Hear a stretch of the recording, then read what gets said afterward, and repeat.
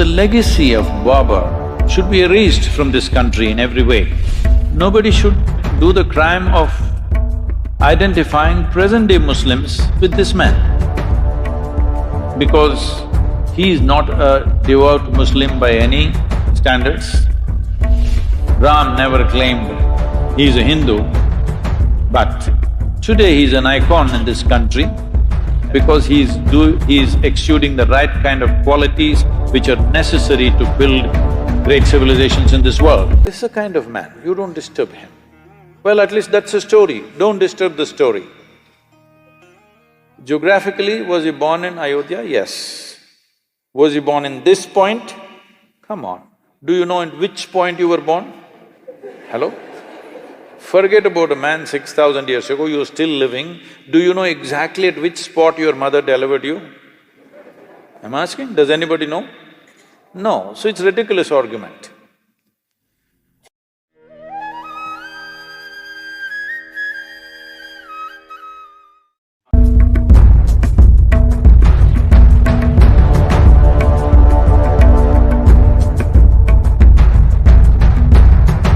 To give you some sense of what we are… two different dimensions of what it is and why we must be careful about what stand we take is… Ram is over 6,000 years ago. What he did not do, lot of dissection happens in South India about him. North India doesn't dissect him, they just worship him. Southern India dissects him a little bit. But an icon of 6,000 years old who has inspired people towards righteousness, towards truthfulness, towards being compassionate to each other for generations, thousands of generations. You should not disturb that icon. Doesn't matter historically what is right, what is wrong, because nobody really knows for sure. It's only this general story everybody knows, where he went, what happened, what are the events of his life. What he did, why he did, you cannot dissect that, you're not his psychiatrist. Somebody, I was in some Youth and Truth event, they're saying he was insecure. I said, you're not his psychiatrist or something. 6,000 years ago, whether man was secure or insecure, how do you know? This is rubbish. But he is an icon who has inspired millions and millions of people across generations. You should not disturb that because humanity needs those icons. You can take up Ram, you can take up Krishna, you can take up Jesus, you can take up Buddha and find faults with them and today tinker with them. See, he did this was not okay, that was not okay, he was racist, he was this, he was that. This is rubbish. This is all relevant to people who are here now. 6,000 years ago, you want to judge him now? No, he is serving humanity as an icon. That icon should not be disturbed. What is he an icon for? He is an icon of stability, not impetus action. When action is needed, he is very decisive, but never reacts to anything, he is conscious action. Even if it's war, he will do war. Surrender, he will do surrender. Give up his kingdom, he'll do give up his kingdom. But everything consciously in a balanced way. This is what we are worshipping him for, because he has a freedom of going through the drama of life, extreme drama in his life. But he goes through the drama effortlessly. He goes through the drama without reacting. He goes through the drama without any sense of angst or anger against anybody. When he kills Ravana, who stole his wife and causing havoc, he comes and repents for his death, that I had to do this. This is a kind of man, you don't disturb him. Well, at least that's a story, don't disturb the story. Geographically, was he born in Ayodhya? Yes. Was he born in this point? Come on, do you know at which point you were born? Hello? Forget about a man 6,000 years ago, you're still living. Do you know exactly at which spot your mother delivered you? I'm asking, does anybody know? No, so it's ridiculous argument. Now Babar. Babar is the third generation after Genghis Khan. This Mongol empire, Mongols, slowly the word Mongol became Mughal in India, it's Mongol. This Mongol empire expansion for a period of 90 years to 100 years killed over 40 million people. 40 million people. Of those times, it was nearly 10% of the world's population. You understand? 10% of the world's population, they killed not with a nuclear bomb, with swords, very energetic people. I'm saying it takes a lot of activity to kill 10% of the world's population, isn't it? Just with swords and spears. So wherever Genghis Khan went, he made a rule. All the males, wherever he conquered, all the males who were above the height of a cartwheel. Those days, the height of a cartwheel, which went with the armies, was always about 38 to 39 inches, about that much. Anybody who is above that height was killed. And then it is a practice of the Mongols to pile up all the severed heads into a big mountain. So the women were taken as slaves to service the soldiers, or they were sold in various markets across Middle East, Europe, everywhere they were sold. So they spread like this. After Genghis Khan came Taimur-Lang. Taimur-Lang bore Babur. Taimur-Lang came right up till Delhi, his empire. Then Babur came. Taimur-Lang is supposed to have killed 17 million people. In the cruelest possible way. What happened to the men is compassion. What happened to the women is another matter. I don't want to go into the descriptions. It is most terrible things happened to them. When Babur came, this is also the time of Guru Nanak.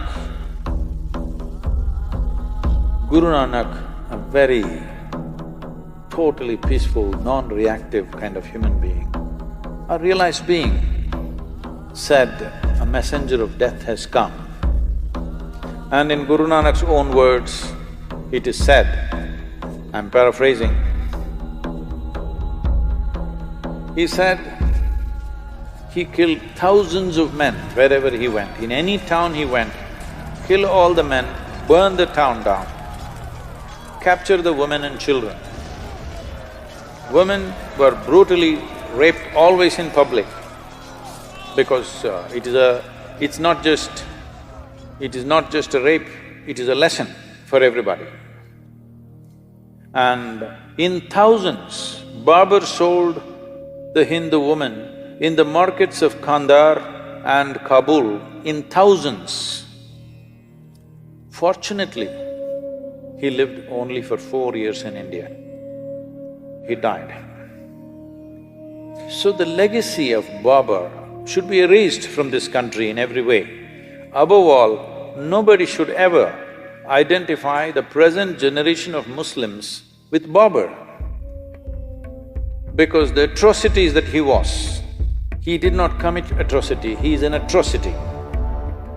Genghis Khan was not killing for religion, it's just power and conquest. Taimur-Lang also largely conquest, slightly a religious tinge came. But Babur used the religious connotation very strongly and it gave him more power to kill because he thought he was doing jihad.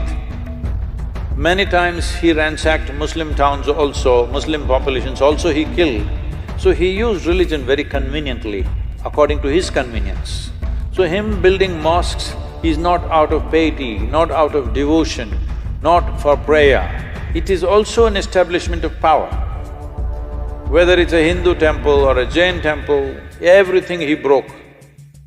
One prominent Jain temple he destroyed because in the cave what they had carved, the figures were naked, so he made sure the entire thing is destroyed.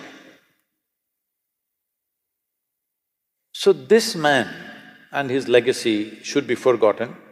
Nobody should identify themselves with that, because that is not going to lead to a good future.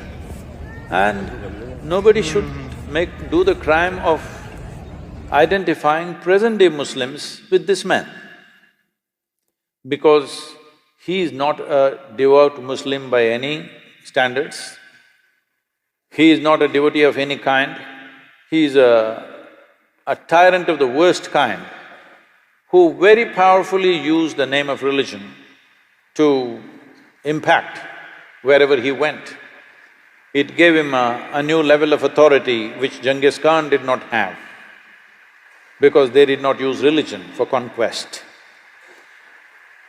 So, these atrocities have happened. We should not forget these things. We must remember, but we should not be bitter about these things. We must remember to ensure such things don't happen once again anywhere in the world. But if we create bitterness out of history, then knowingly or unknowingly, we are prone to commit similar atrocities once again. We think a reaction is good. No, a reaction is not any better than dastardly action. It's the same thing. So, Babar's legacy must go. Ram, don't see him as a religious person because he never said, "I'm a Hindu." Hello? Did he ever say, "I'm a Hindu"? He represents this culture as an icon of stability, balance, peacefulness, justice. Wherever he went, he always looked at it, how to give justice to the people. In giving justice to the people that he administered, he put himself through extreme levels of suffering and hardship for himself. This is a man that you need. I want both the Hindus and the Muslims to remember, Ram never claimed he is a Hindu, but today he is an icon in this country. Everybody should look up to such an icon because he is exuding the right kind of qualities, not because he is a Hindu, not because he is this or that, because he is exuding the right kind of qualities which are necessary to build great civilizations in this world. And in many ways, the time of Rama became a kind of a fulcrum to build this civilization in the 6,000 years. This is why even during the freedom struggle, Mahatma Gandhi went on referring to Ramarajya, the best administered and a just, absolutely just state means Ramarajya. Even today, when we say Ramarajya, we mean to say a very just and fair state, not an exploitative state, not a tyrannical state. And that's what we want to make out of India, that it's a just and fair state to everybody who lives here, not a tyrannical state. So for that you need Ram.